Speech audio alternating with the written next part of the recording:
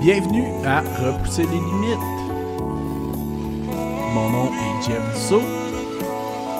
Ça me fait tellement plaisir de vous accueillir sur ce nouvel épisode. Je vous souhaite une bonne écoute.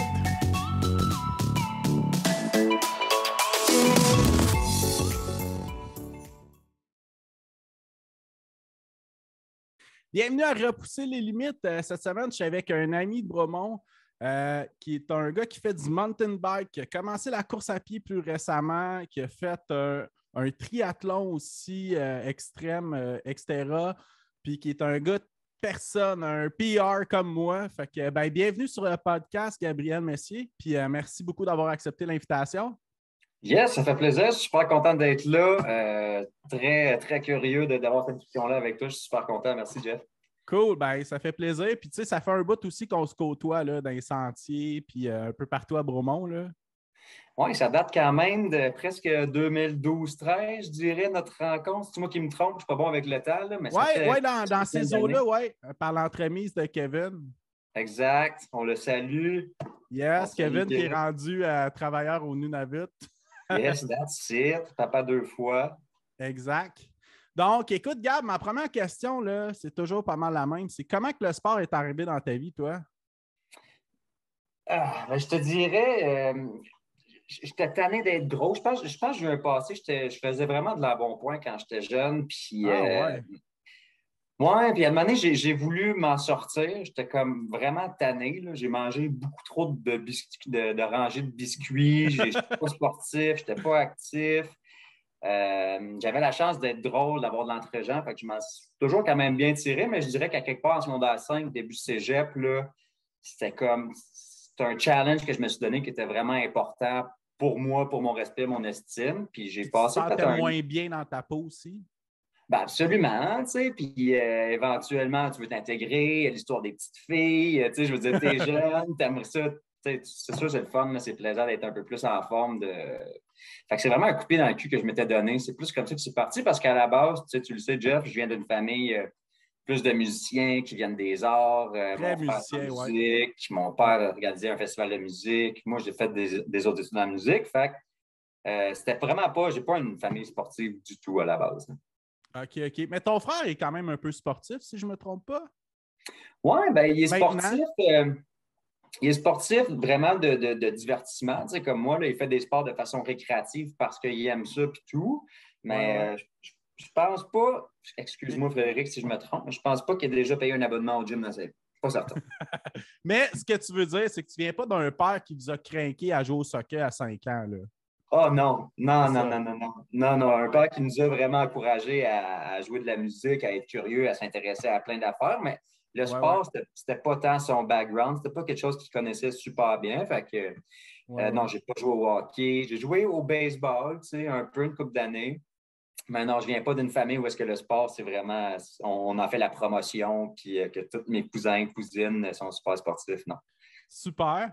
Puis, vélo montagne, est-ce que ça a été ton premier sport? Tu peux dire que tu en as fait pas mal? Non, avant ça, il y a eu le snowboard, tu sais, quand même. J'ai toujours fait Ah du snowboard, mais ouais. je considère ça un peu mi-sportif, là. Moi, Ouais. j'habite à Bromont, j'ai fait de la chaise toute ma vie. C'est bon ses Ouais. cuisses, c'est bon ses jambes, mais il y a une partie cardio, une mise en forme qui est moins là. Tu sais, j'étais capable, même malgré mon embonpoint, d'être super bon en snowboard. Fait que je ne considérais pas ça comme un sport athlétique. Je ne dis pas que ça ne peut pas le devenir, là, mais moi, de comment je l'utilisais dans ma vie. Euh, Ouais. Fait qu'il y a eu le snowboard avant, mais oui, je te dirais qu'en 2016-17, je me suis acheté mon premier vélo d'enduro, puis pour moi, c'est significatif. Il y a la vie avant le vélo, puis il y a la vie après le vélo. Ça l'a marqué comme une ligne claire dans ma vie, là. Ça a vraiment tout changé, mon quotidien, mes voyages, je veux les faire comment. Je veux que ma blonde fasse du vélo, je veux que mes week-ends soient autour du vélo. Ça a vraiment marqué une séparation là, très franche dans ma vie. Puis juste pour clarifier aussi pour les auditeurs et tout, enduro, c'est vraiment que tu montes et non par les chaises. Fait que tu fais les montées par toi-même. Oui, exact. Avec les vélos, je pense que les vélos sont rendus vraiment plus permissifs. La technologie est plus au rendez-vous, ils sont plus légers, ils grimpent mieux. Puis ça a ouvert un peu la porte à cette ce nouveau sport-là du vélo qu'on est capable de monter les montagnes avec puis de les redescendre, contrairement au downhill qu'il y a eu depuis comme 25-30 ans, que là, il utilisait les chaises puis qui descendait à Mach 1000 de façon très dangereuse avec des vélos beaucoup trop petits. Ça allait beaucoup changer, mais là, ouais, c'est ça. Fait que je dirais, il y a comme le downhill on fait juste descendre, on monte en chaise. Cross-country qui est vraiment plus, avec moins de dénivelé, mais beaucoup plus de cardio, beaucoup plus de rapidité, plus athlétique, plus cardio. Puis l'enduro, c'est un peu un mix des deux. On paye nos montées, sauf qu'on descend vite, puis de façon un peu trop casse-cou des fois. OK, OK. Puis, tu t'es jamais rien cassé en vélo? Ah, ben là, tu n'as pas fait tes recherches, Jean-François. Je me suis cassé plusieurs os. Ah ouais? Ouais, je dirais j'ai une moyenne d'à peu près un par année. OK. Puis justement, ma philosophie a beaucoup changé. Là, avant, je roulais avec presque pas de protection. Puis maintenant, mon seul objectif, c'est de faire les saisons les plus longues possibles avec le plus de sorties possibles. Puis ça passe par moins de blessures. Fait que, j'ai vraiment mis l'égueil, puis l'ego, puis l'orgueil de côté. Puis maintenant, j'ai mon plastron, mes coudes, mes genoux, mon casque. Puis je me dis, si je veux avoir du fun le plus longtemps possible dans l'été, aussi bien me protéger comme du monde. Mais non, je me suis cassé 2 fois la clavicule, 1 fois l'omoplate, puis une coupe d'égratignure, blessure au cou. Coupe d'affaires. Ma question était parce que j'avais un souvenir, mais je pense que c'était une clavicule, mais je ne voulais pas émettre une hypothèse fausse. Non, l'hypothèse est fondée, Jeff. Première blessure, complètement en bas de la 7 à Bromont, over the bar, clavicule, hôpital. Ouch.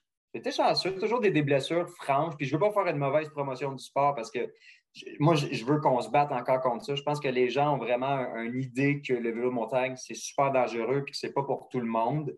Puis c'est vrai, c'est un sport qui est extrême et qui peut le devenir, mais le sport a tellement évolué. Les sentiers sont tellement bien construits, bien faits. Ouais. Les vélos, ils sont tellement permissifs, ils sont tellement adéquats. Écoute, dans le bois, on croise des petits gars, des petites filles de 5-6 ans, on croise des septagénaires avec des e-bikes. Il y en a vraiment pour tout le monde maintenant. Ouais. Puis c'est vraiment un discours que j'entends à chaque semaine. Le vélo, c'est pas pour moi. Je peux pas me permettre de me casser quelque chose. Je peux pas me blesser. Mais on vit encore avec cette ancienne mentalité-là que le vélo, c'est de la roche, de la racine, ça va vite, puis ça fait mal. Mais ça a vraiment, vraiment beaucoup changé. Puis je suggère fortement à n'importe qui de se louer un bike un avant-midi puis de sortir dans le bois parce qu'on a souvent une mauvaise idée de c'est quoi faire du vélo.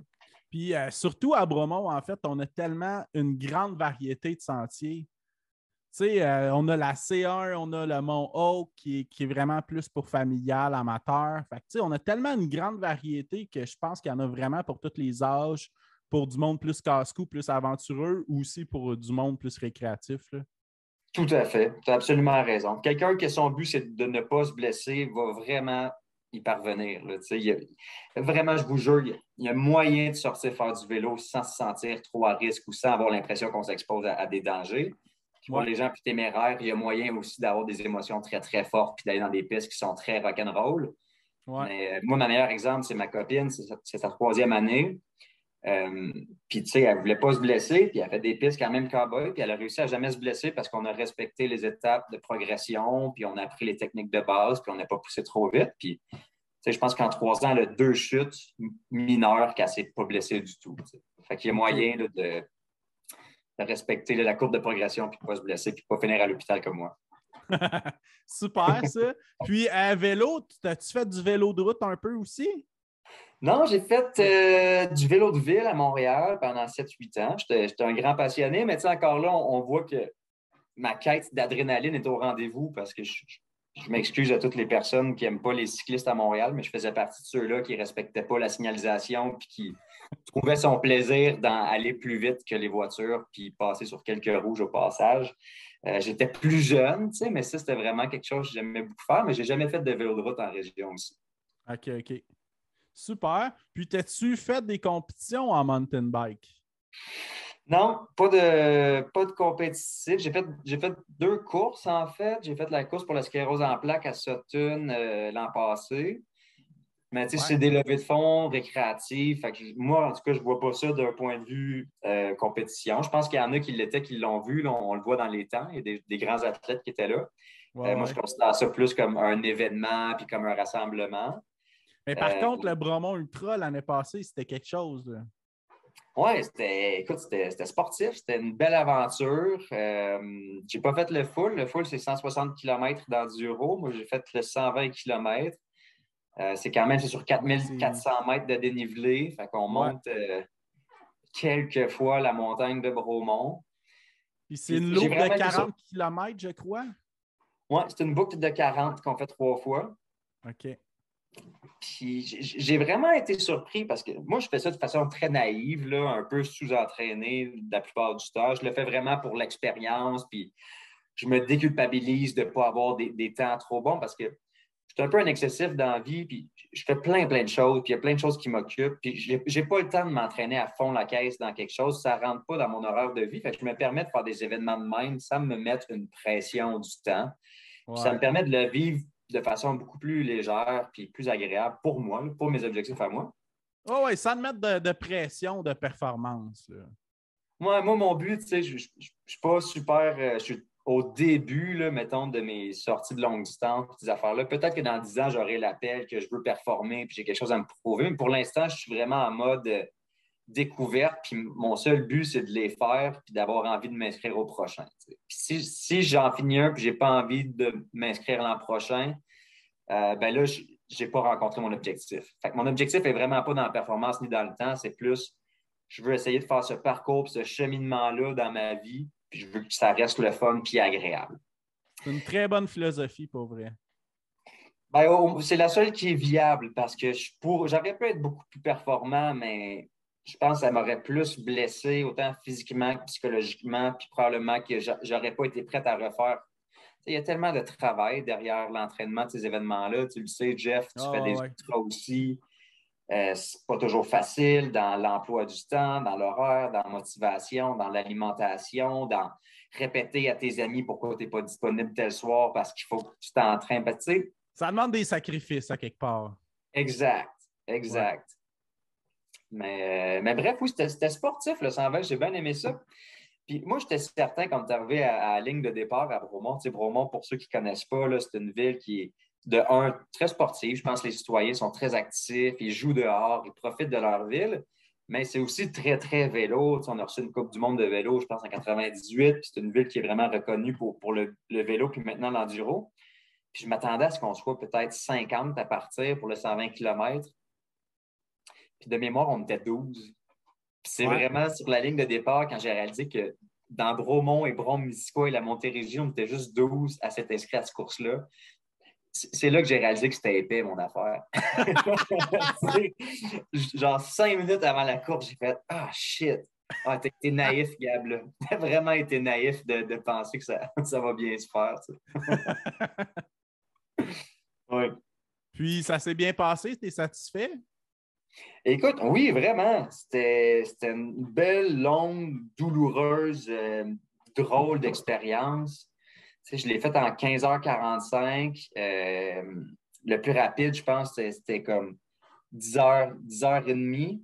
Puis le peloton du 2 au 5e, c'était environ 12h15. Fait que, tu sais, j'étais dans les derniers, quoi que j'ai fait le top 10. Mais je l'ai fait en 15h45. Puis je suis très content de l'avoir fini parce que il y a toujours la crainte de ne pas le finir. C'est difficile d'abandonner une course, tu as l'exposition au risque, tu as des blessures aussi qui peuvent terminer une course, des malaises, des trucs comme ça. Fait que je suis très content de l'avoir fini. C'est entre autres à cause de Fred, mon ami Fred No, que j'en profite pour le saluer, que j'ai rencontré durant la course, qu'on ne se connaissait pas, puis qu'on avait le même pace, puis qu'on s'est vraiment challengé, puis on s'est tenu psychologiquement, puis on a fait la course ensemble. Puis avec Julien Meloche aussi, mon paceur pour la dernière boucle. Mais c'est pour ça qu'on fait ces événements-là. On se retrouve à quelque part dans notre tête qu'on n'a pas l'occasion de se retrouver au quotidien. C'est vraiment très rarement. Puis Ouais, ouais. une des choses que je recherche derrière ces événements-là, c'est la validation de qu'est-ce que je peux endurer, puis tu sais, est-ce que je suis plus fort que je pense, puis est-ce que des moments où dans ma vie, j'ai envie de lâcher ou que je trouve ça difficile, est-ce que j'ai la petite rage intérieure de plus qui me permet de faire non, tu sais quoi, je vais aller au bout de mes affaires puis je vais le finir. Tu sais. Fait que nonobstant le temps ou en combien de temps je veux le faire, il y a cette validation-là qu'on va chercher dans ces événements-là qui fait du bien et qui confirme des choses. Tu sais. Ah ouais, je suis 110% d'accord avec ce que tu dis. Puis, on atteint souvent des zones qu'on ne peut pas aller chercher en entraînement, là. Parce que, tu Absolument. sais, je ne Ben, sais pas pour toi, 120 km de vélo, mais c'est impossible que tu aies fait 100 km de vélo d'une traite pour te préparer à ça, là. ben, c'est contre-productif. Tu Non, peux c'est ça. pas.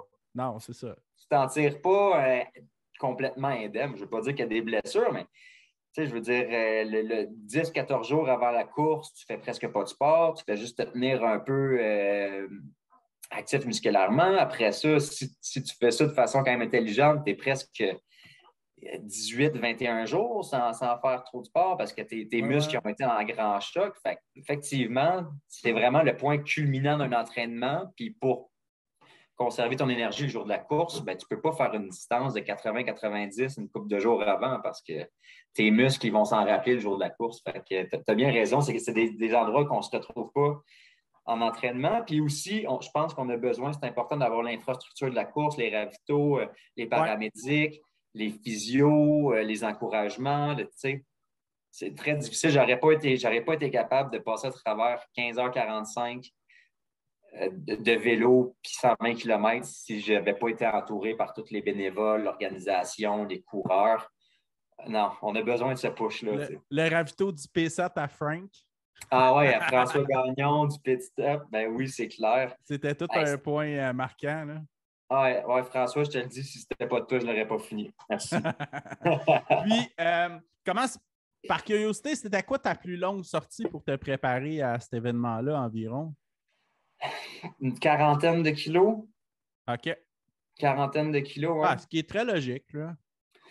Ouais, mais tu sais, le parcours, tu sais, nous, quand on fait de l'enduro puis on va à Bromont, ce qu'on veut, c'est faire des descentes. Fait que quand on roule une trentaine de kilos, on fait vraiment beaucoup de dénivelé. Tu sais, là, Ouais, 4400 mètres de dénivelé positif, ça a l'air énorme, puis ça l'est, là, je le ouais. cacherai pas, ça l'est.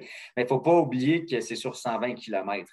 Fait que le parcours est plus roulant que qu'est-ce qu'on fait normalement quand on fait des sorties entre amis. Fait que ça l'a aidé. Ouais, ouais, ouais. Et on utilise des montées quand on fait des sorties entre amis la semaine, on fait des montées qui sont plus difficiles, qui sont plus demandantes, qui sont plus Mhm. challengeantes. Mais si j'avais dû la monter 8 fois pendant le 120, je serais mort. Là. Je serais tombé à terre. J'aurais jamais pu finir. Puis, une des forces et beautés du Bromont Ultra, c'est à l'automne aussi. Il fait quand même moins chaud que présentement en plein été, là. Absolument. Absolument. Même que ça peut être un gros challenge s'il fait trop froid, s'il pleut. Ouais. C'est même pas impossible qu'il neige certaines années, mais oui, ça fait du bien que la température soit au rendez-vous. Mais c'est tellement drôle parce que déjà, faire du vélo de montagne quand tu es fatigué et quand tu es épuisé, tu te sens un peu plus à risque. Veux pas, tes réflexes sont moins là, concentration est moins là, tu es en mode course puis tout.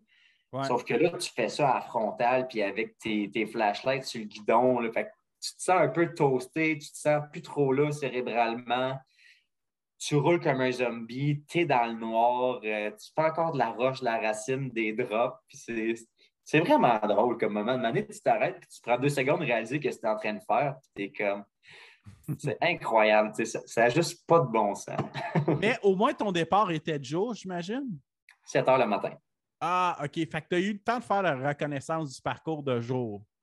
Ouais, ouais. Oui, Heureusement. oui, oui. Même pendant 14 heures presque. Non, quoi Ouais, ouais, qu'octobre, ouais. c'est vrai, il fait genre noir à 6h30, là, fait que presque à 12 heures. Hein. Ouais, ouais, ouais, ouais. En octobre, tu sais, les journées sont quand même pas mal plus courtes, là, l'ensoleillement, mais. Ouais. Mais on l'a vu, tu sais, puis tu as dû le vivre aussi, toi, Jeff, en faisant des ultras, mais au début, il y a plein de gens qui font la boucle du 40, plein de gens qui font la boucle du 80, tu sais, tu as du monde qui font de la course. Fait qu'au début, pendant la journée, tout le monde se salue, tout le monde a du fun, tout le monde a de l'énergie, mais surtout, on est comme 3000 coureurs. Puis plus Ouais. que la journée avance, plus qu'il reste juste les longues distances, les ultras. Puis là, tu vois juste une flashlight aux 17 minutes à quelque part dans le bois, puis du monde qui. Les vrais crinqués qui restent, là. Ouais, c'est ça. C'est quand même drôle. Là. Au début, on est tellement de monde dans le bois, puis à la fin, on est juste les toastés puis les zombies qui continuent à courir puis à rouler. Là. Ouais. Puis ça n'a pas été trop dur, ça. Ben, c'est sûr que tu avais un pacer pour la dernière loupe, c'est ça, je Ouais, comprends bien? OK, ouais. OK. Sinon, ça aurait été sûrement plus dur au niveau motivationnel. Absolument, très difficile. Puis moi, c'était mon premier ultra, puis j'ai commencé à faire mes expériences puis mes études sur l'alimentation plus tard, là, parce qu'en toute franchise, je ne savais même pas que l'enjeu alimentation était tout aussi important que l'entraînement ou la technique.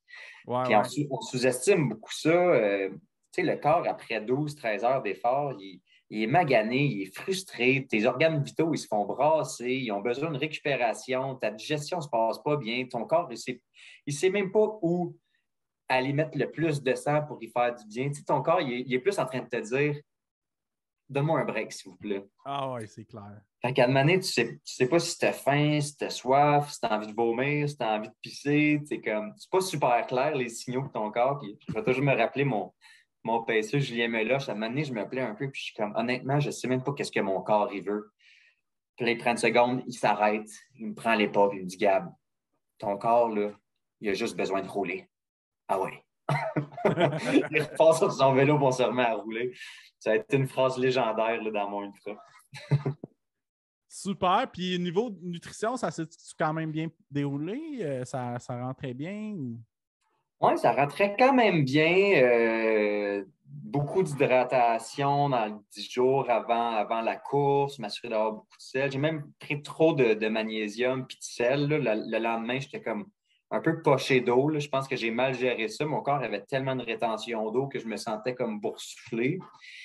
Mais ça, c'est encore, comme je te dis, je suis très, très jeune dans mon début d'événement de longue distance, puis ces trucs-là. Fait que j'ai beaucoup d'expérience à faire, puis d'essais-erreurs, puis il faut que je le découvre par moi-même.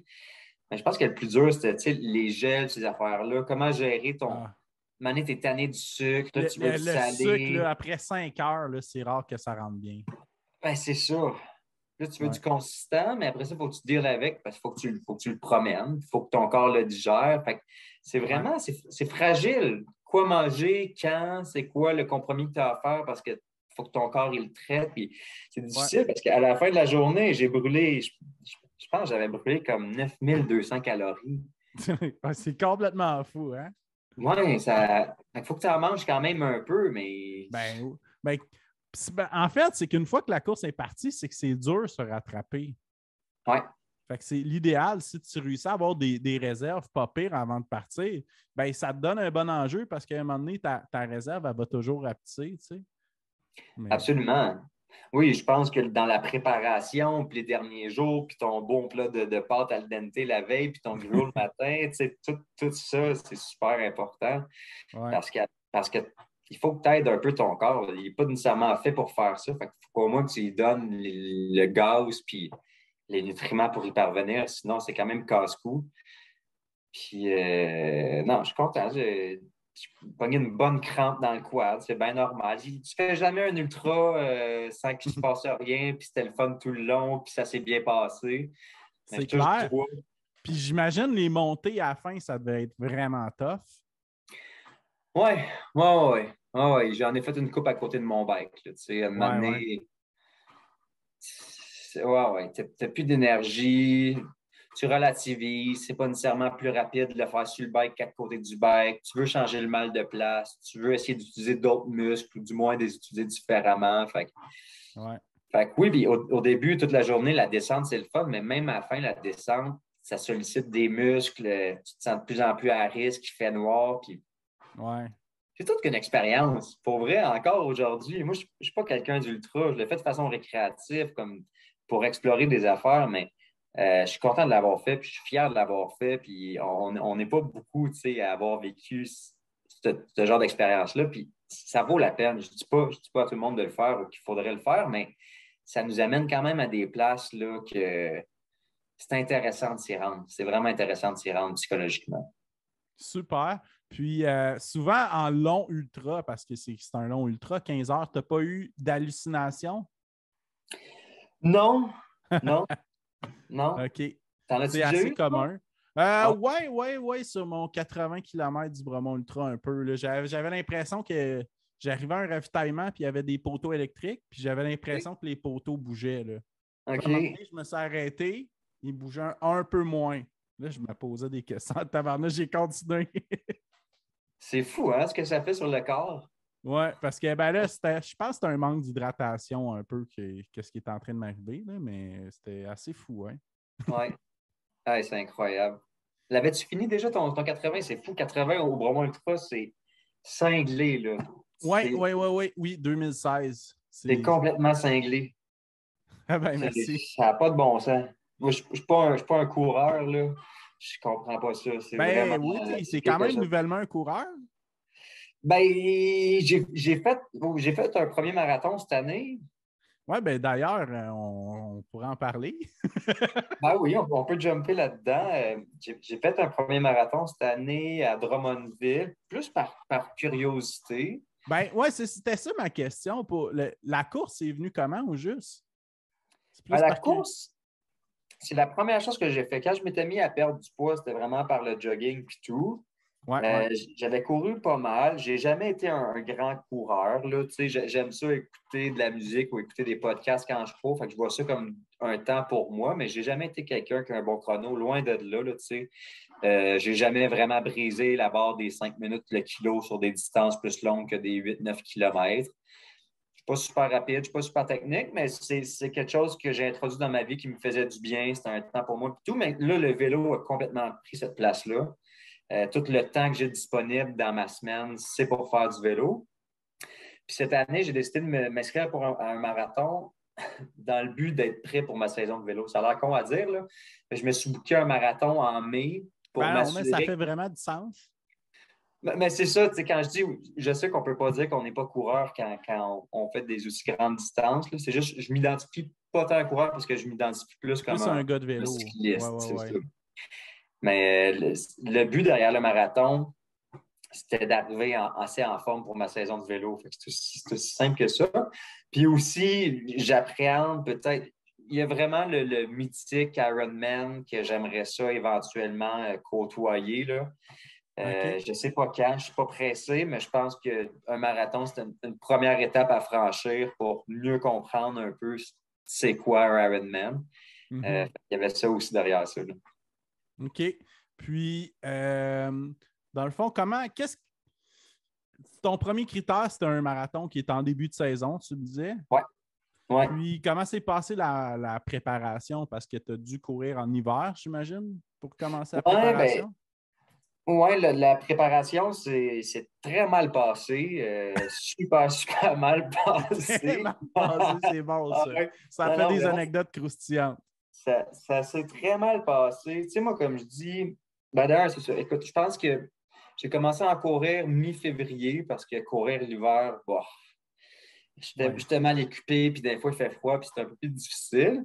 Puis, tu sais, je pense que j'avais couru peut-être 2, 3, 4 fois semaine jusqu'au marathon. J'avais couru un 16, un 21, un 25, un 30. Fait que ça a été C'est mes très longues bon. sorties. Très bon. Ouais, mais ça commençait à être tard un peu dans ma préparation.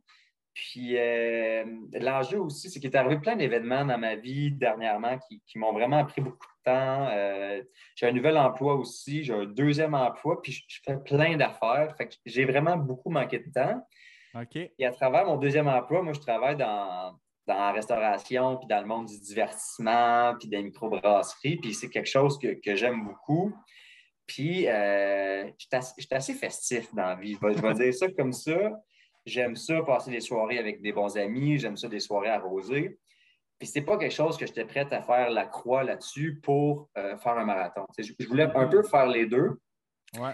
Puis ça vient aussi un peu dans l'idée que je ne fais pas le marathon pour la montre, je ne le fais pas pour le chrono, je le fais pour l'expérience, par curiosité, puis parce qu'ultimement aussi, ben, il y a l'aspect de se mettre en forme, puis de faire du jogging. Puis, tout ça, je sais que ça a des côtés bénéfiques à ma vie, Mhm. mais je suis tellement excessif dans certains côtés de ma vie que là, je ne voulais pas l'être complètement dans ma préparation puis dans mon entraînement. Puis ça l'a fait en sorte que, bon, je peux arriver le gars le plus préparé, mais je faisais aussi le marathon de Drummondville, qui est un marathon récréatif qui vise beaucoup, je pense, les écoliers et les jeunes à faire leurs premières expériences de course.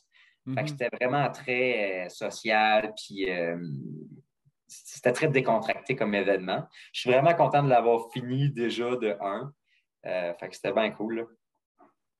Fait que ta plus longue sortie, ça s'est passé quelques semaines avant, j'imagine, ton 30 km. Ouais, 3 semaines avant. Ah, ben c'est bon. C'est quand même un bon départ. Pour Ouais. un gars qui dit que ça s'est mal passé, sa préparation. Mais qu'est-ce qui fait que tu dis que ça s'est mal passé, en fait? Je pense que j'ai eu des moments de faiblesse, puis j'ai fait une ou deux soirées trop arrosées, trop près de mon marathon, qui m'ont Ah, complètement déshydraté. OK. Mais quand tu dis prêt, c'est une semaine avant? Ouais, c'est ça. Peut-être quatre cinq OK. jours avant, c'était la fête d'un ami. Puis là, tu sais, dans la balance, justement, c'est fragile dans la vie d'entraînement.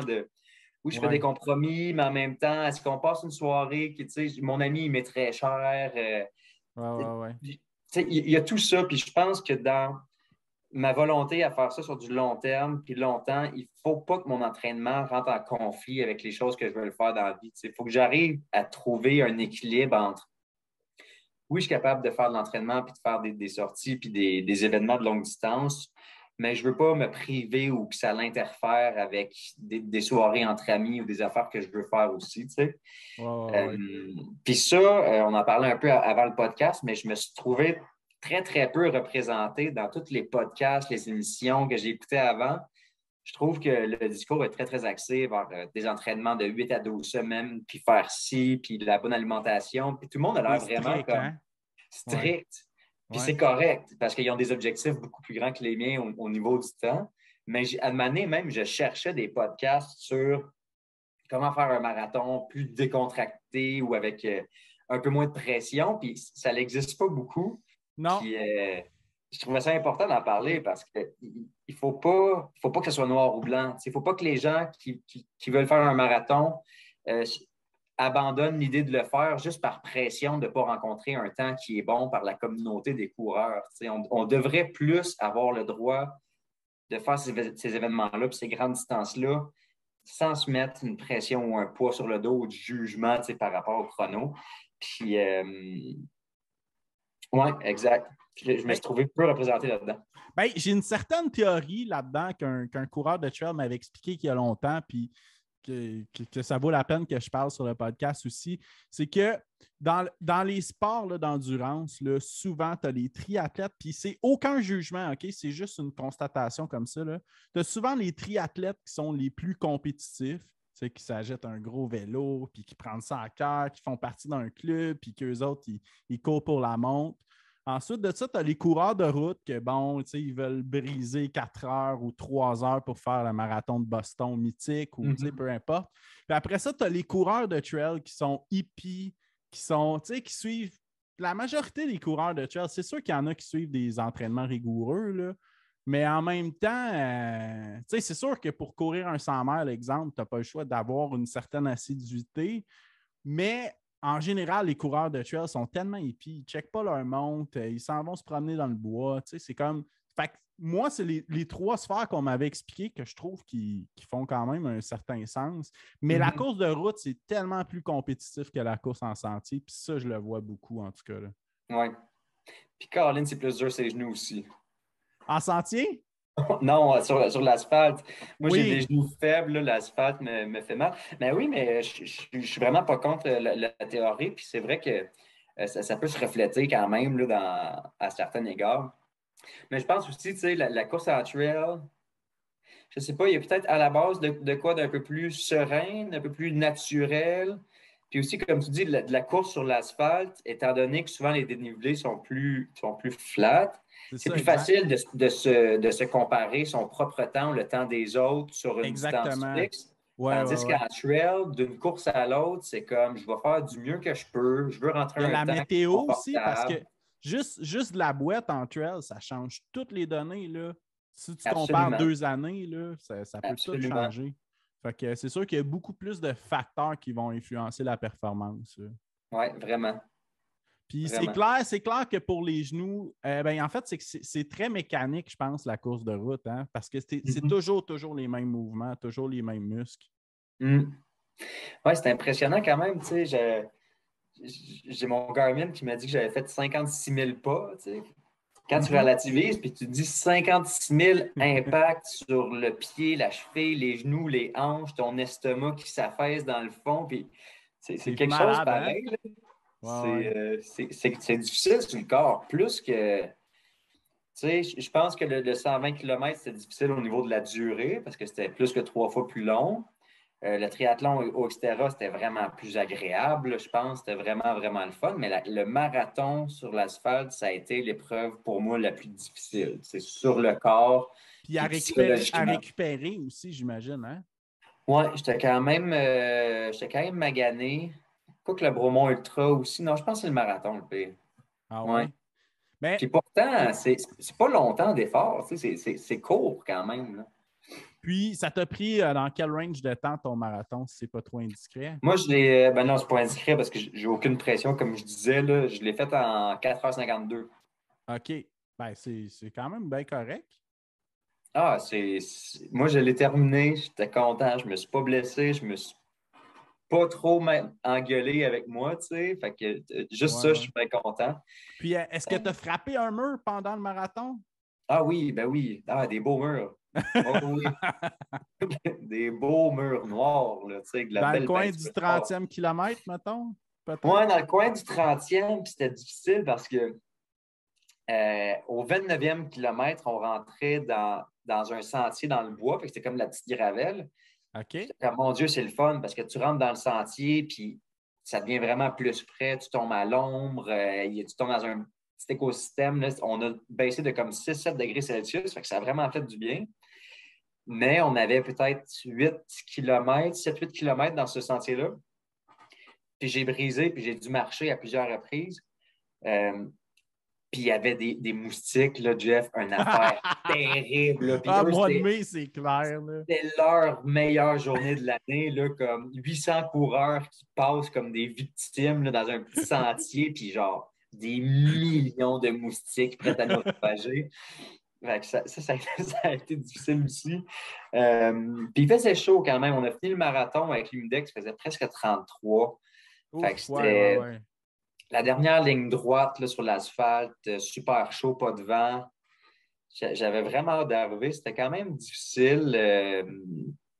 Puis étonnamment, mon kilomètre le plus rapide à 4 minutes 37, c'était mon 42e là, parce que j'entendais Ah ouais. l'animateur de foot. L'encouragement. J'étais avec la ligne d'arrivée arrivée, puis j'ai rentré mon kilomètre le plus rapide, même si les 4 kilomètres d'avant, j'avais peine à marcher. Tu sais. C'est Ouais, drôlement ouais. fait, hein? C'est Ah ouais, drôlement c'est fait, le clair. corps et la tête. Là. C'est clair. Puis, ça ressemblait à quoi ta nutrition pour la course pendant? Honnêtement, je pensais qu'elle allait avoir des ravitaux. Tu sais, quand je dis que je suis mal préparé dans la vie, ça vient aussi dans j'étudie pas les parcours, j'étudie pas l'événement, je sais jamais trop qu'est-ce qui m'attend.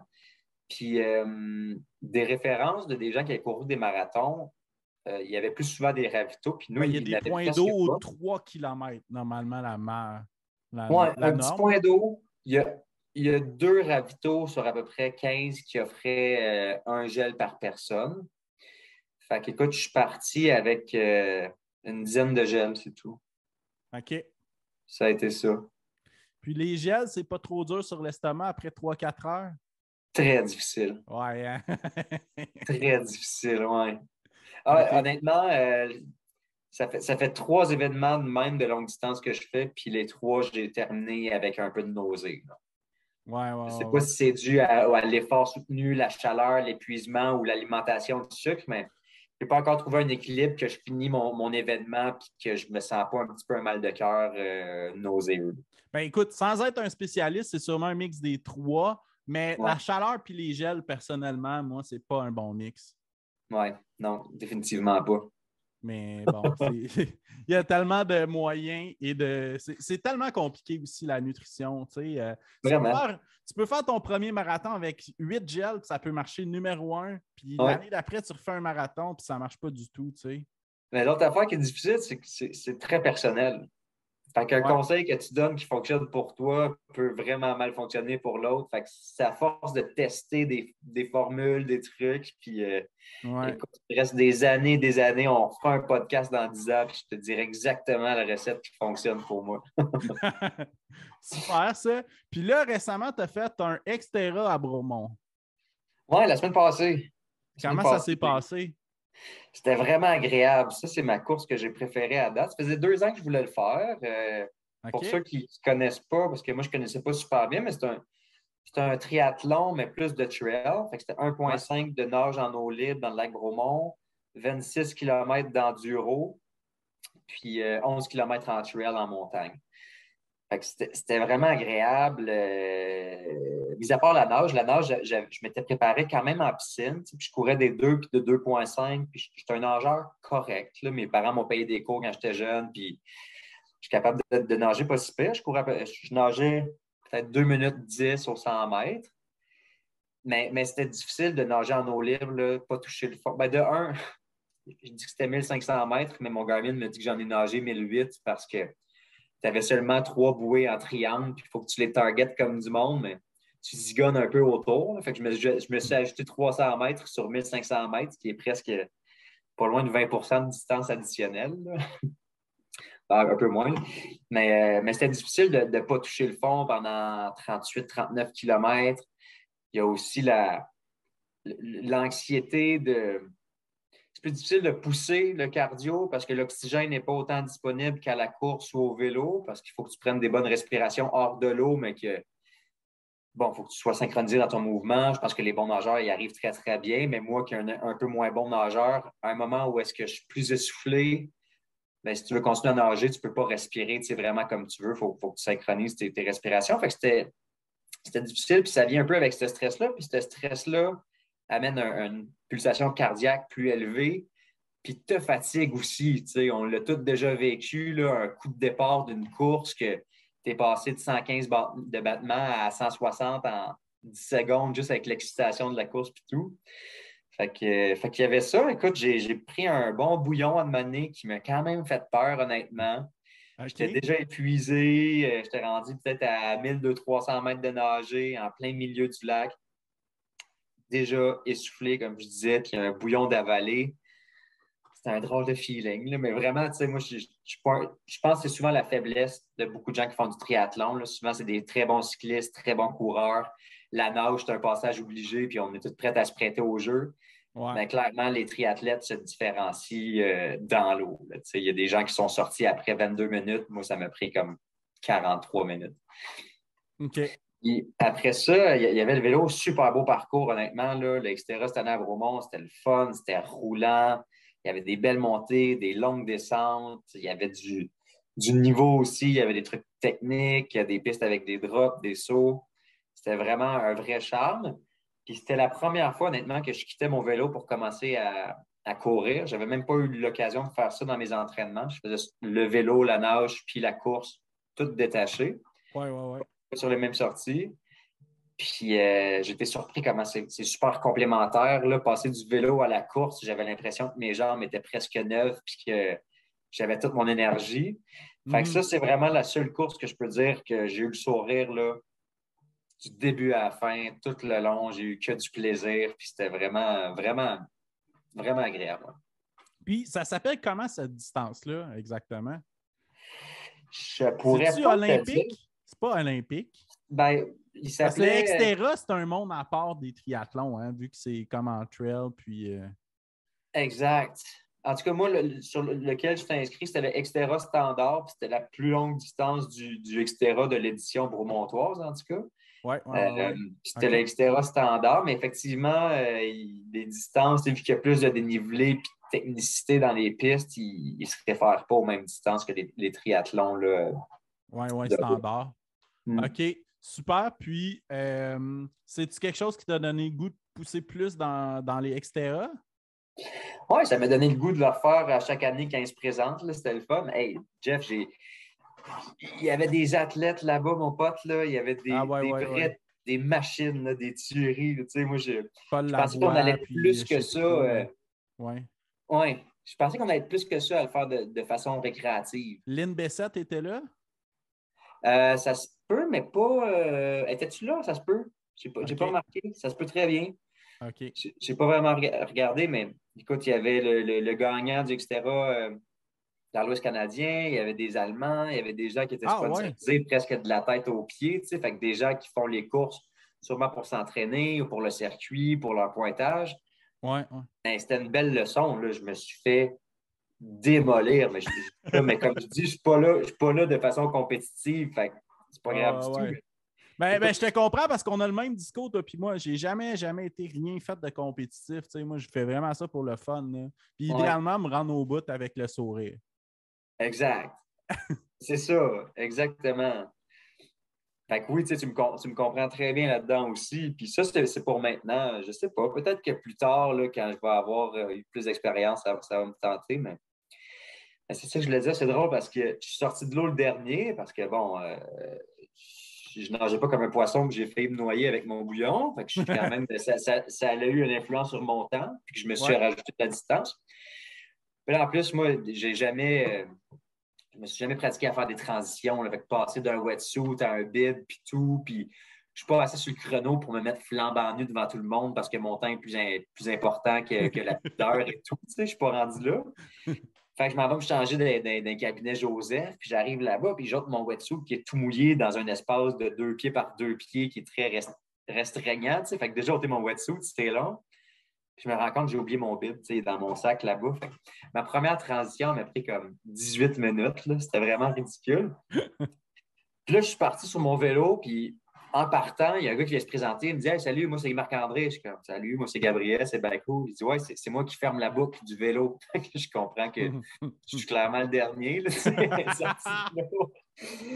fait que là, je commence à rouler avec lui, puis lui, il n'a pas nagé, il est en forme, il est top shape. C'est quand même un bon pace. Puis la première montée, elle dure peut-être 14-15 minutes, puis on part du P7, puis on monte jusqu'en haut du Mont-Bernard. Ouf! Puis, OK, la montée Bernard avec tout ça. Là. mais on part de l'asphalte, tu sais, la rue qui est juste en face du lac. Fait qu'une bonne Ouais. montée d'asphalte, on rentre dans le Ah bois. oui. Il y OK. avait plu toute la veille, c'est boiteux, c'est Ah, vraiment à avec la pic. C6, c'est ça? Qui monte vers la Cyrus, là, Ouais, la face de singe, là. genre. Ah Puis, ouais, OK, ouais, je connais. puis là, il y a Marc-André qui me pèse, qui a l'air comme excité de commencer sur son vélo. Puis moi, je suis un peu trop orgueilleux pour dire hey, Marc-André, c'est un peu rapide parce que j'ai déjà la pression d'être dernier. Fait qu'à un moment donné, je suis comme OK, on va prendre son pace puis on va monter. Puis éventuellement, dans le premier 45 minutes, je dépasse peut-être comme 4-5 personnes. Fait que je suis comme OK, ça va bien. Tu sais, la course, la nage, c'était pénible. C'était juste le Là, warm-up, là. je suis sur mon enduro, mon vélo, je suis un gars de bike, let's go, ça va, on va rattraper une coupe de position. Puis je rattrape, je sais pas, comme je dis, peut-être 4-5-6 personnes dans le premier 45 minutes, juste assez pour que je perde Marc-André parce qu'il ferme la boucle avec les nouveaux derniers. Fait que j'étais Ouais. content d'être seul dans mes affaires, je mets ma musique dans les Pas de écouteurs, j'ai pression aussi, parlé à là. quelqu'un. C'est ça, moins de pression, puis veux pas, on entretenait la discussion, c'était le fun, mais parler dans une côte, c'est plus difficile là, C'est pas l'idéal. que de respirer comme du monde. Ouais. Comme je dis, je suis pas en mode course, fait que c'est pas grave. Puis, fait que c'est ça, je pensais que ça allait bien puis que je rattrapais des positions. Finalement, je n'ai pas jamais redépassé personne. Puis j'ai réalisé que j'ai fini avant-dernier parce que des 6 personnes que j'ai dépassées, il y en a 5 qui ont abandonné. Fait que, au final, j'ai quand même fini avant-dernier à comme 30 secondes du dernier. Fait que je me considère dernier. Je vais prendre la dernière place avec plaisir. Mais c'est pas grave. Tu sais, moi, mon 80 km, j'étais le dernier finisher à Bromont, mais c'est de finir qui est Oui, important. absolument.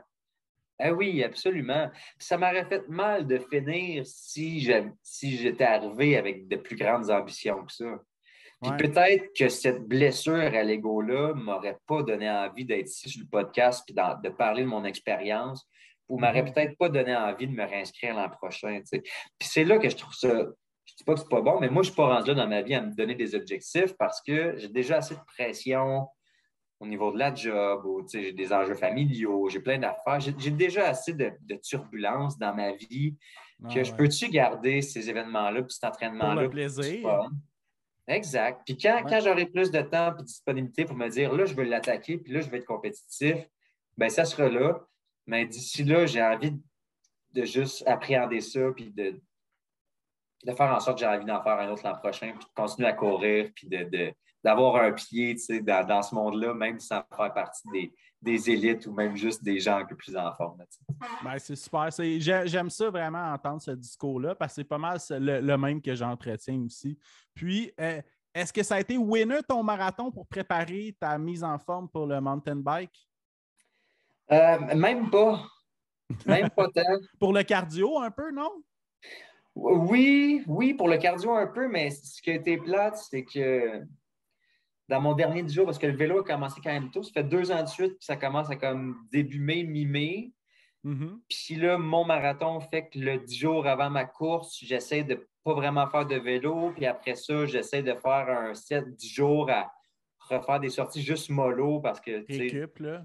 en récupération. Fait qu'au final, oui, je suis arrivé quand même en santé, mais ça m'a fait perdre une coupe de sorties qui aurait eu quand même la même finalité, je pense, de me préparer au vélo.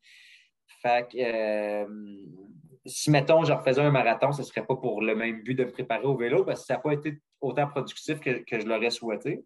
Mais OK. je suis très content de l'avoir fait, mais je pense que euh, ça a plus ou moins bien rempli cette fonction-là de me préparer à mon été au final. Puis, il y a aussi le fait que ça ne sollicite pas vraiment les mêmes muscles aussi. Ben, un peu, mais Ouais, c'est très différent quand même, ouais, là. absolument. C'est quand même très différent. Ouais. Super. Puis, qu'est-ce que tu dirais à un auditeur, une auditrice qui nous écoute et qui voudrait se mettre en forme? Qu'est-ce que tu conseillerais? Ah, trouve quelque chose que tu as envie de faire, là.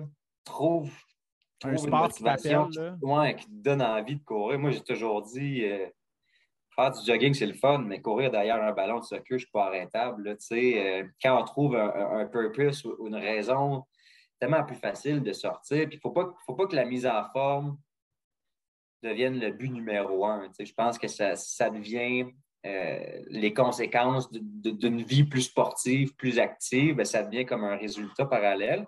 Mhm. Mais c'est un peu le même discours, c'est super cheesy. Là. Je réinvente rien, je réinvente pas la roue, mais si tu as envie de te mettre en forme, essaie de trouver un dada ou une niche que tu vas avoir envie de perdurer à travers le temps. C'est de la même façon que des diètes miracles ou régimes rapides où ça fonctionne, mais c'est plus facile de retourner dans ses anciennes ou moins bonnes habitudes de vie par la suite. Fait que je sais pas, je pense que je dirais de s'entourer avec des personnes qui sont plus actives. Si Ah c'est moins ouais, ça ton c'est cercle, clair. Ouais. si c'est moins dans ton entourage, il y a plein de groupes Facebook, il y a souvent des gens qui cherchent Mhm. des partenaires, il y en a de tous les niveaux. Si tu ne veux pas investir trop d'argent parce que tu ne sais pas si tu vas aimer ça, il y a toujours moyen de faire de la location. Fait que, tu sais, je pense que quelqu'un qui a la volonté et qui veut faire du sport, qui aimerait ça être plus actif, il y a toutes les ressources là, qui sont disponibles pour y arriver. Moi, mon meilleur conseil, ce serait trouve quelque chose que tu aimes faire, tu sais, qui va te donner envie de te lever plus tôt le matin et de sortir plutôt que de voir ça comme une corvée. Puis Ah ouais. si tu trouves ça, là, sois juste patient ou patiente, c'est sûr que tu vas finir en forme. Je suis 110% d'accord avec toi. C'est super bon, ça. Puis, as-tu d'autres trucs à venir, d'autres compétitions qui s'en viennent pour cet été? Je me suis pas inscrit au Bromont Ultra encore. Je sais pas. J'avais fait le 120, puis là, j'hésite entre le 160 et le 120. Le 160, ben, j'aimerais ça faire l'expérience complète, là. C'est cool, j'ai fait un 120, mais je peux quand même pas dire que j'ai fait le full. Puis, tu sais, tu nous connais un peu nos tempéraments qu'on a, les gens qui font des longues distances, tant que Ah c'est ouais, pour le ben, on se full. dit, hey, on va aller à une coche plus loin. Là. J'ai déjà fait Ouais, ça, tu sais. exact. Fait que ça, j'y pense. C'est le 80 que j'aimerais faire parce que tu peux le faire en mode course sans rentrer dans quoi de trop psychologiquement difficile. Je pense que tu peux le faire. En mode jour aussi. Ouais, tu finis, tu peux aller souper avec des chums, tu peux prendre 2, 3 verres pour te relaxer. Tu Aller finis chiller au pas à... P7 avec Frank à manger de la super bonne bouffe. Exact. Tu sais, moi, j'ai Ouais. fini ma deuxième boucle. Le soleil est en train de se coucher. C'était super beau. Le monde était encore présent sur le site parce qu'il il est pas comme 11 heures le soir. Fait que Ouais. ça, c'est vraiment le fun. Mais bon, Camille et moi, on est en turbulence, nouvelle job, nouvelle maison, nouvelle affaire. Fait que je regarde mes affaires, puis probablement que c'est le pire été pour me dire que je vais avoir le temps de m'entraîner pour faire un 160 km. Fait que probablement que si je m'écoute puis je suis sage, peu de courses pour cet été, puis peut-être un comeback au 160 du Ultra l'été prochain.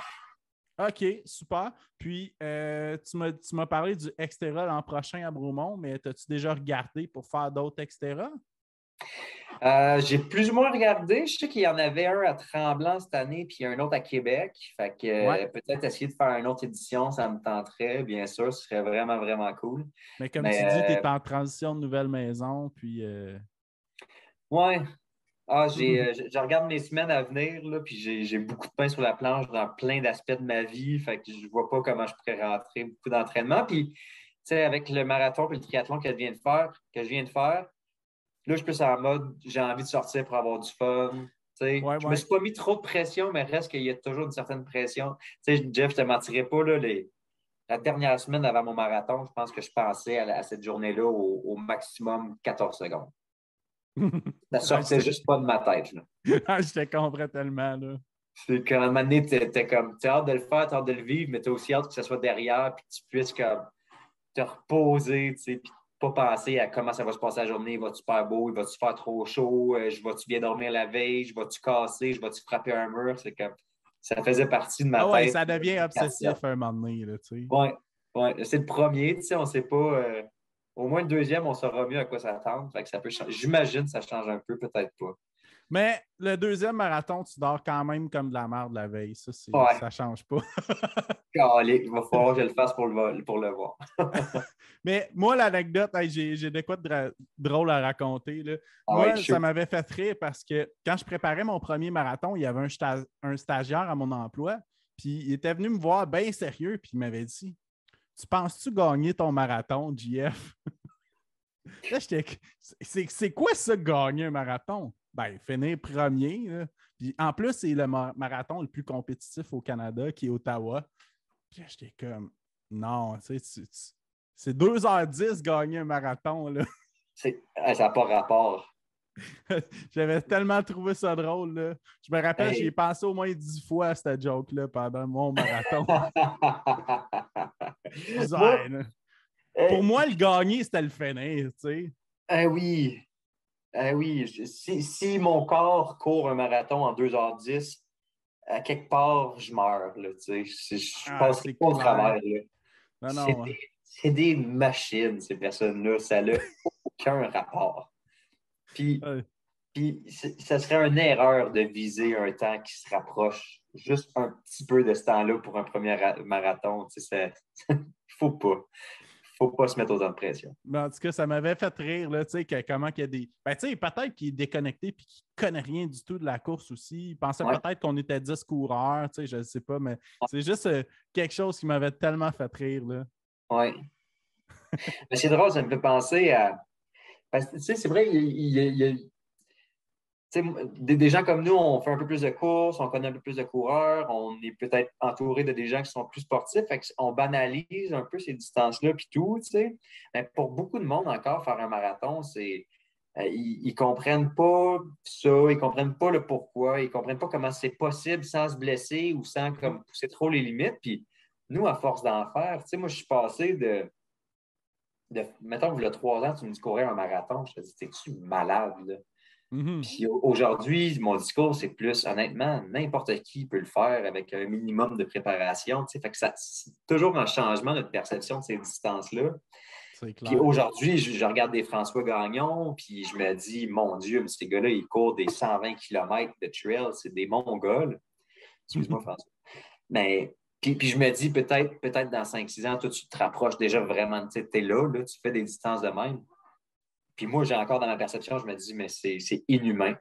Mais je me rappelle que le pas si longtemps, un marathon, pour moi, c'était impensable. Puis là, je me dis, bon, what's next? Qu'est-ce qu'on fait après? Fait que ça Ben, évolue quand même. ben oui, notre perception change beaucoup avec les années. Je me rappelle qu'en 2015, il y avait une statistique qui m'avait impressionné. Puis je pense que c'était une personne sur 200 qui va courir un marathon dans sa vie. Oui, j'y crois. Ben, c'est quand même pas beaucoup. Fait que, si tu te Non? mets dans la peau de la personne moyenne, normale, pas sportive, c'est sûr que c'est complètement fou courir. Même 10 km, c'est fou pour eux autres. Là. Mais c'est drôle, ça, parce que, tu sais, moi, je côtoie plein de gens à Bromont là, qui sont bien plus en forme que moi. Tu sais, Ouais. des gars vraiment en shape. Puis même eux, tu regardes, ils sont comme un marathon. T'es-tu malade? Puis c'est comme, clairement, ils n'ont pas des limitations côté physique. C'est juste, ils comprennent pas nécessairement le travail qu'il y a derrière endurer une souffrance ou faire ça sur 4-5 heures de temps. Pour eux, ça ne résonne pas, puis c'est bien correct. Je veux Ben dire, oui, clairement. c'est pas fait pour tout le monde. Puis, Puis, tu sais, je pense que aussi, moi, ce qui m'a confronté pendant la pandémie, c'est que je me rendais compte que j'avais besoin de ces objectifs-là pour me motiver. Puis là, à un moment donné, j'ai fait non, c'est malsain. Fait que là, je me suis remis à courir pour moi-même. Puis ça comme j'ai retrouvé un côté un petit peu plus sain avec ça. Oui. Non, puis c'est important que tu aies fait cette réalisation-là parce qu'effectivement, ça peut devenir malsain rapidement, puis on peut perdre de vue c'est quoi vraiment les raisons pour lesquelles on court, on fait des longues distances. Qu'est-ce qui nous rendait heureux avec ça à la base? Puis quand on tombe dans une perspective de comparaison avec les autres, ben, t'arrêtes pas de te comparer. Puis je pense pas, en tout cas, je vais parler pour moi, mais j'arriverai jamais proche de qu'est-ce que les plus grands athlètes font. Fait qu'à quoi bon me comparer? Tu sais, je suis juste voué à me flageller si je me compare aux autres, là, parce que C'est les gens font des clair. choses absolument grandioses. Tu sais. Non, je suis tellement d'accord avec toi. Puis moi, je me compare juste à la personne d'avant que j'étais, tu sais. Je me dis, hey, avant, je courais même 5 km au secondaire 5, c'était l'affaire la plus haute que j'avais faite dans ma vie, tu sais. Ouais, Fait que là, je me ouais, dis, ben, c'est malade ce que je fais présentement, là. ouais. Mais il y a ça qui est le fun. Tu sais, moi, quand j'ai couru mon 30 kilos 3 semaines avant le marathon, à partir de mon 26e kilomètre, j'étais en train d'écrire l'histoire. Tu sais. Puis bon, Ben l'histoire n'est ouais, pas super palpitante pour le commun des mortels, mais pour mon histoire à moi, puis pour mon bagage, puis mon historique, chaque pas de plus que je fais, j'étais en train d'écrire un nouveau record. Puis ça, c'est le fun, puis c'est motivant, tu sais. Puis le Mhm. marathon, c'était la même chose. Là, j'avais couru un 30, mais rendu au 31e, t'es comme, let's Oui, go. chaque nouveau kilomètre, là, c'est. Eh oui, c'est le fun, ça, tu sais. Ouais, C'est une belle puis motivation. Puis, tu sais, quand tu reviens à cette perspective qu'il y a une personne sur 200 qui fait ça dans une vie, tu sais, on est quand même hâte de l'avoir fait aussi, là. Oui, Fait que, en tout cas. oui. Super. Puis, hey, question en terminant, Gab, là, tu parlais de ton Xterra, juste pour clore là-dessus. Est-ce que tu t'es préparé à courir en sentier pour ton Xterra? Euh, Pas particulièrement, mais je suis vraiment plus un coureur de sentier. Tu sais, tantôt, je disais, je suis pas un super gros coureur. Tu sais, moi, j'habite Bromont, je pars de chez nous, je monte la Divine, je vais jusqu'en haut, puis c'est toujours quelque chose qui m'a plus allumé. Ouais, ouais, Euh, ouais. Fait que j'étais mieux préparé comme au quotidien de mes 2, 3 dernières années. Tu sais, mes genoux le prennent mieux, ma respiration le prenne mieux. Je suis plus quelqu'un de momentum. Je suis quelqu'un qui, c'est vraiment bénéfique pour moi d'avoir un terrain avec des côtes, des plateaux où est-ce que tu reprends de la récupération, de repousser dans des côtes. Fait OK. que je me suis préparé, pas tant que ça. Non, encore une fois, je vais dire, j'étais mal préparé, mais c'est plus naturel pour moi de Mais courir au dans moins, ces ton trails. mountain bike, tu étais plus préparé. Puis, je pense que c'était la plus longue portion de l'épreuve.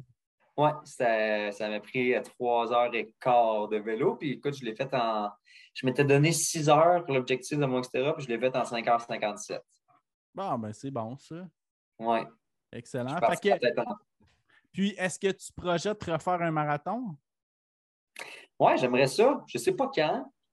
Là, la prochaine fois que je le fais, j'aimerais ça être mieux préparé. Je sais comment mieux me préparer aussi parce que je connais c'est quoi les difficultés que j'ai rencontrées. Tu sais. Ouais, ouais, ouais. Puis, il ne faut pas négliger l'entraînement parce que le mur, c'est juste un manque de préparation puis un manque de sortie longue. Puis, c'est mon corps qui n'était pas prêt. Puis, Ouais. je comprends que c'est vraiment beau de dire quand tes jambes ne fonctionnent plus, dis à ta tête de continuer à mettre un pas devant l'autre, mais c'est Ouais. difficile. Puis mieux que ton corps est préparé à faire ce type de sortie-là, plus facile c'est pour ta tête de convaincre tes jambes d'avancer. Tu sais. Mhm. Puis je te dirais que le dernier 5, 6 kilos, je n'étais pas tant dans la joie au marathon. Fait que pour moi, je n'étais pas fâché, là, mais mon objectif, ça aurait été de finir mon marathon avec un sourire du début à la fin. Puis cet objectif-là, je suis passé un peu à côté. Puis je sais quel genre de préparation de plus j'aurais besoin pour au moins atteindre cet objectif-là. Je vais peut-être passer de 4h52 à 4h34, mais si je peux le faire dans un état d'esprit plus sain tout le long, ben déjà pour moi, ça va être pas mal plus qu'une vingtaine de minutes de gagner. Tu sais. Puis, mettons, l'Ultra Trail 50 km, c'est quelque chose qui t'interpelle un jour? Peut-être un jour, mais c'est trop tôt encore parce que je trouve que vous êtes encore des maudits malades qui font ça. Même pour un gars Écoute, qui a fait un 120 de vélo, ah, moi, tu sais, souvent, je vois ça quasiment comme une longue journée de randonnée. Tu sais, c'est sûr ouais, qu'on court, là, mais on ouais, s'entend que la majorité des montées ont les power walk, là, tu sais. ouais, Fait ouais. que, non, mais c'était par curiosité si ton Xterra t'avait donné goût d'aller plus loin Ouais. en course en sentier, mais pas. Ben, je dirais que, tu sais, Je suis sûr que ça va arriver. Je ne Puis veux pas le surtout, dire trop. en habitant à Bromont, on est comme entouré aussi. Hein? On est un peu pogné dans ce bain-là. Là. Oui, ben c'est accessible. Au moins, c'est plus facile, je pense, pour nous de s'entraîner pour ça. Là. Je disais Vraiment. tantôt tous les défis au quotidien de rentrer l'entraînement dans l'horaire. Mhm. Mais reste que j'habite super proche, fait que c'est sûr que ça l'aide, là, tu sais. Ouais, Puis ouais, reste ouais. que c'est difficile quand même. Fait que oui, on est super chanceux d'avoir ce terrain de jeu-là à côté de nous pour pouvoir s'entraîner puis courir, là. C'est clair. OK, mais ça piquait ma curiosité de savoir ça. Là. Hey, c'est une question de temps. C'est pas dans un avenir rapproché, mais tu sais, je me connais, là. Mettons que si tu me disais je gage 100 pièces que tu en fais un jour, je te contredirais pas. Ouais, mais ça m'étonnerait que ça n'arrive pas, en tout cas. Il me semble que Ouais, j'ai ce petit feeling-là. ouais, ouais. Super, ça. C'est beau, ça Fait va. qu'écoute, Gab, en terminant, je vais te souhaiter bonne chance pour Futur Extera et peut-être 160 de Bromont en mountain bike. Yes. Puis tes projets de maison en cours, là. Oui, merci. Merci beaucoup. Merci. C'était un plaisir, Jeff. Très content d'avoir partagé cette heure-là avec toi. C'était super le fun. Ben, merci beaucoup. C'était vraiment cool. Là. Ça faisait un petit bout qu'on s'en était parlé, mais je suis content qu'on ait trouvé un bon momentum. Là. Yes. Yes. Excellent. Je te souhaite tout le plaisir du monde dans tes courses à venir, ton entraînement ou juste dans ta relation avec la course puis tes moments dans le bois. Yes, ben merci beaucoup. Puis pareillement pour toi là, en montagne, là, surtout que là, la saison est vraiment partie. Là. Oui, ouais, là, il reste juste à ne pas me blesser avant octobre. Excellent, ça. Ben, merci beaucoup, Gab. Hey, merci à toi. Salut.